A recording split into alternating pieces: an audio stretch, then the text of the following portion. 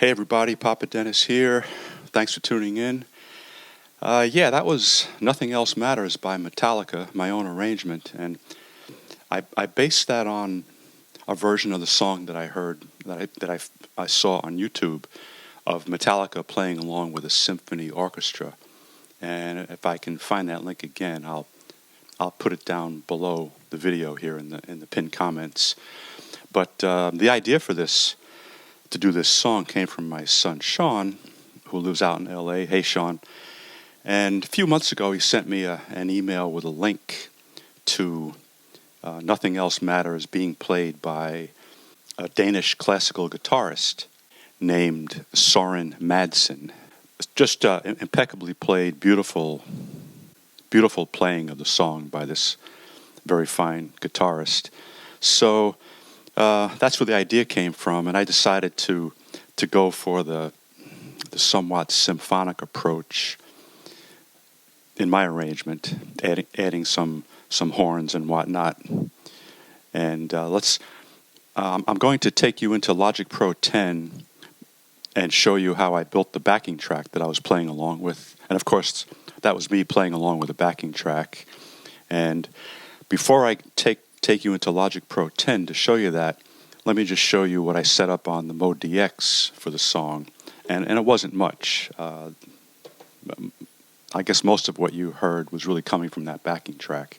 So I've got it selected, and we'll go Performance Home. And yeah, I've just got 4 parts. Yeah, I've got scenes set up to select the various parts. And I started with scene 2, which is just this acoustic guitar, and the name of that is Nylon Slide VEL, which I guess means velocity. And I think what that refers to is if you hit this, if you hit the note hard enough, you get that little slide, which is kind of cool.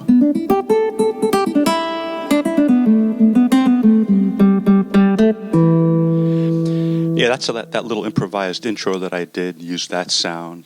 And then for most of the song, I just played along with a piano sound.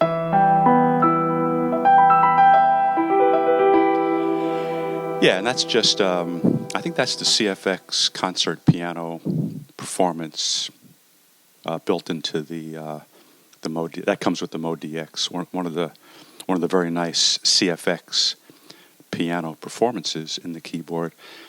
And everything's got pretty heavy reverb to try to give it a big sound. And then when the chorus comes in, which is the...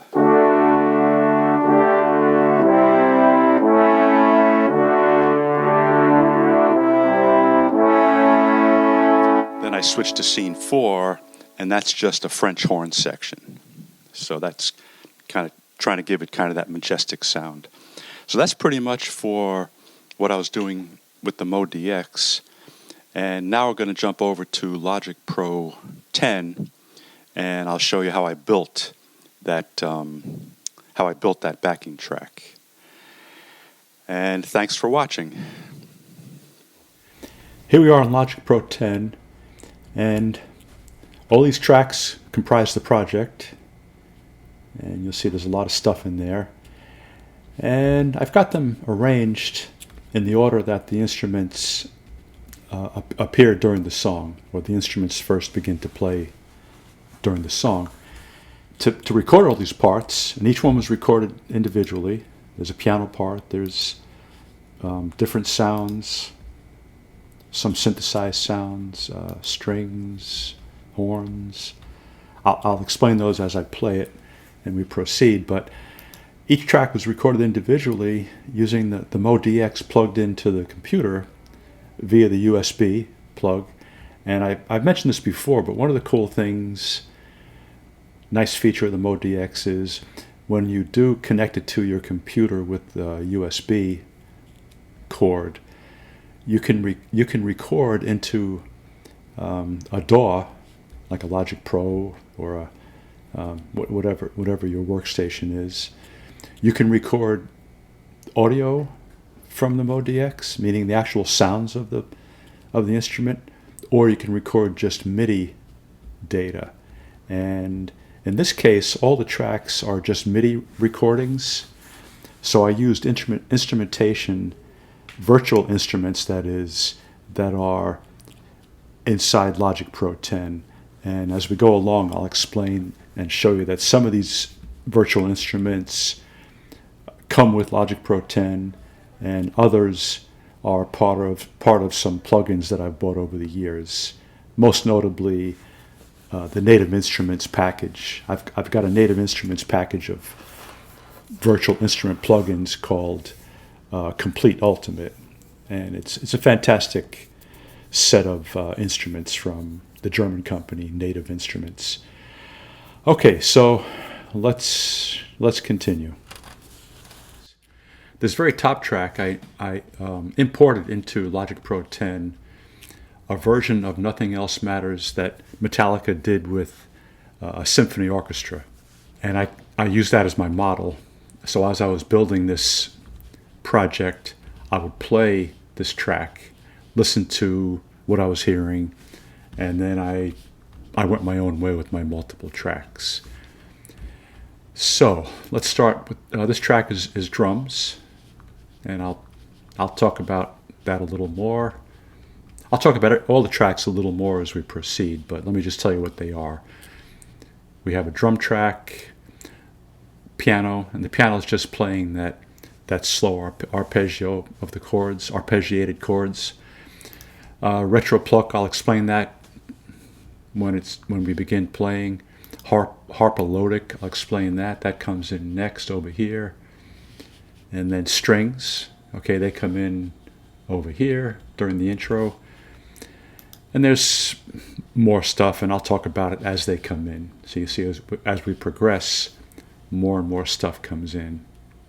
Okay, so let's play a little bit, and then I'll pause it and explain it. Ready, set, go.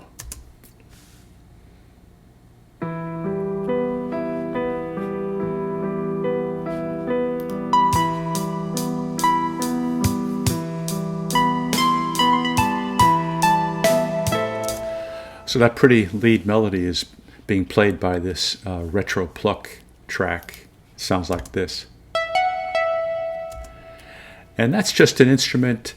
It's one of the synthesizer instruments that come with Logic Pro 10, actually. And if you look over here, these are instruments in Logic Pro 10 under synthesizer, plucked. Whoops. Yeah, plucked, you have retro pluck, which is this guy. Okay, next coming in is this harpolodic. Okay, very, very subtle, kind of a dreamy background arpeggiated part.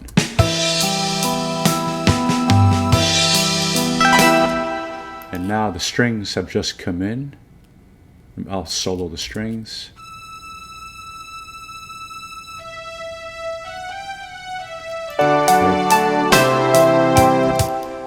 And two more parts, something called Orient, which sounds like this.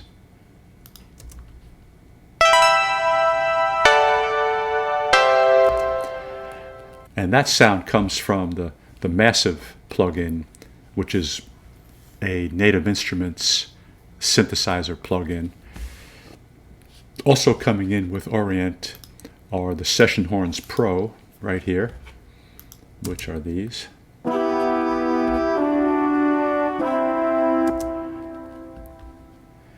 And that's another Native Instruments plugin.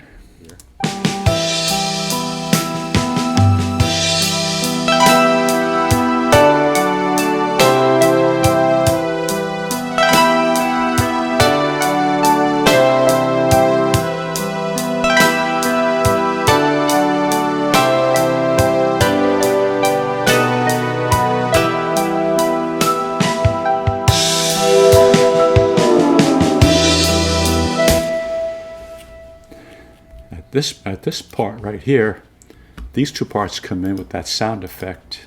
Let me solo those. So it's these two.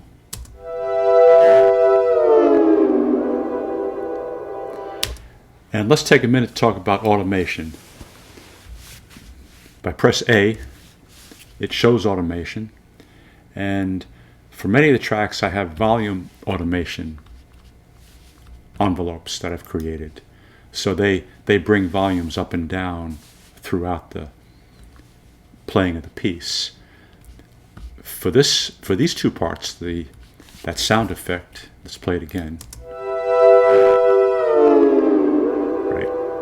Yeah, for those two parts, in addition to a volume envelope automation, I added a pan, which is the green.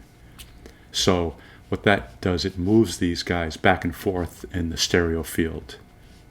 Goes far left and then far right. Or I'm sorry, yeah, it starts out, I guess plus 58 would be far right, and then it goes far left and then back to close to the center.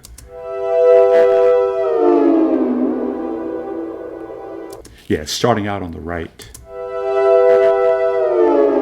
and you hear it quickly moves to the left. So that's that. Let me turn off the automation view. And let's continue. I'll go back a little bit. And the chords of the song, the intro goes E minor to A minor. And then here, it's E minor and D, C, E minor, D, C, E minor, D, C, and then G, B, back to E minor.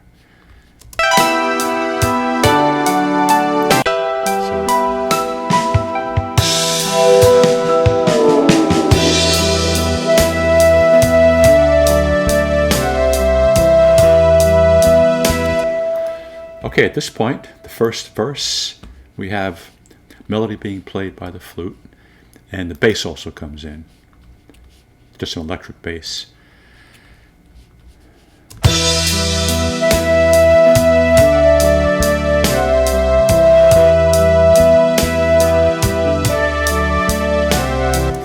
And the flute that I used is from, it's a Native Instruments plugin. It's from their factory library. And it's called what? Oh, just flute. Yeah, just called flute. Okay, I thought it was a special kind of a pan flute, but it's not. But it's a very pretty, rich flute.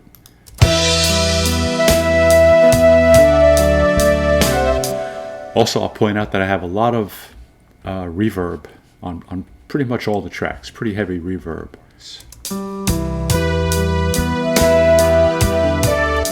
One more thing. You'll notice that I've got a lot of the parts panned left and right to kind of spread things out, to fill things out. Okay, some of them pan left, some pan right.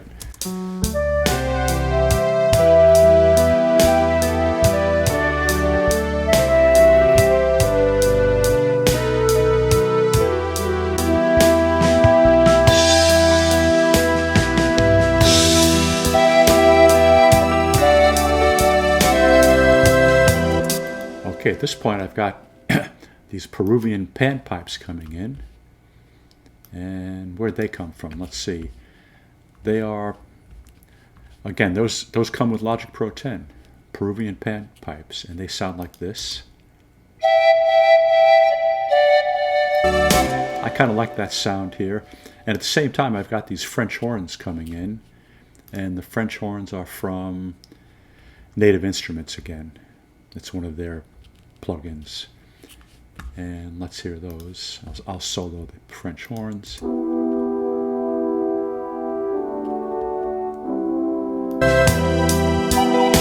That just adds a little fullness in the bottom, or lower mid-range, I guess you would call it.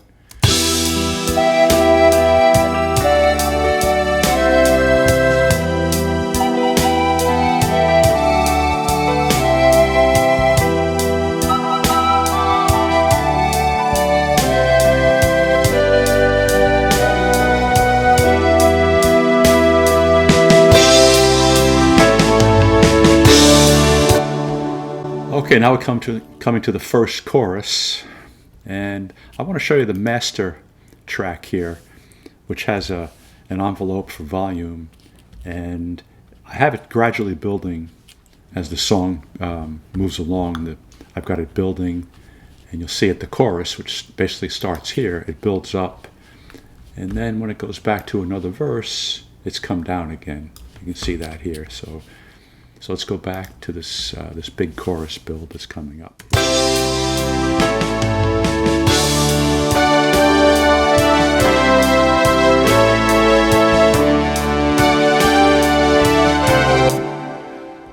Yeah, for that chorus, I've got additional strings and more horns playing. So I really wanted to get a big sound. Let's hear it.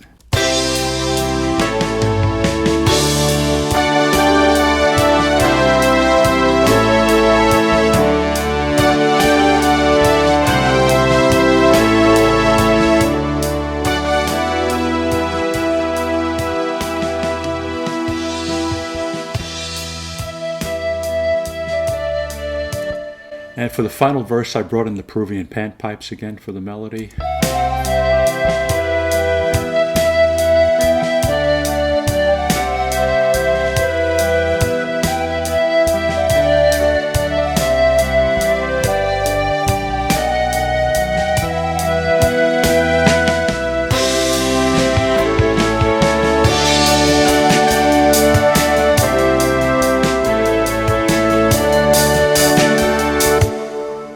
We get to the final chorus, I do the pretty much same thing, build it up again, add in these horns, and let's hear it.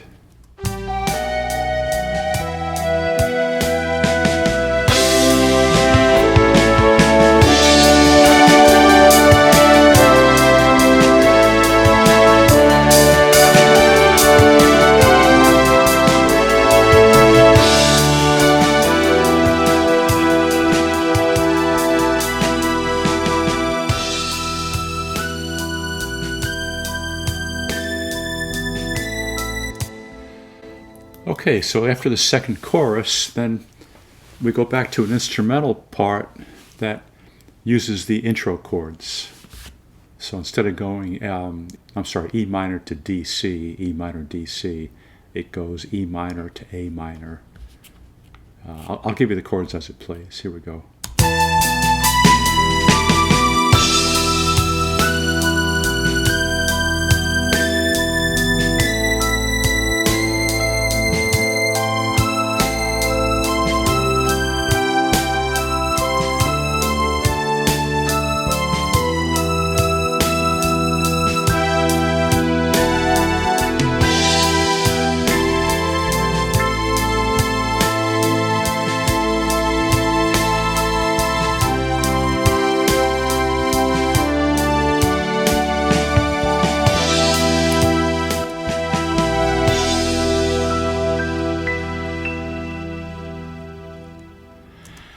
And at the end, you'll see that the active parts all fade. Right, here's where it says fading and ending. You see all the volumes going down. One more thing, you may have noticed that when it got to the end, that it slowed down a little bit.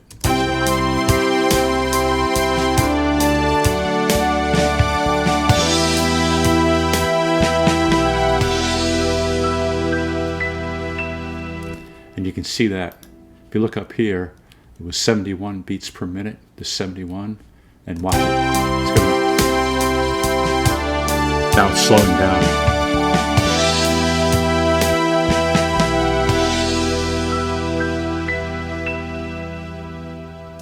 Yeah, and in Logic Pro to change tempo like that, drop this down.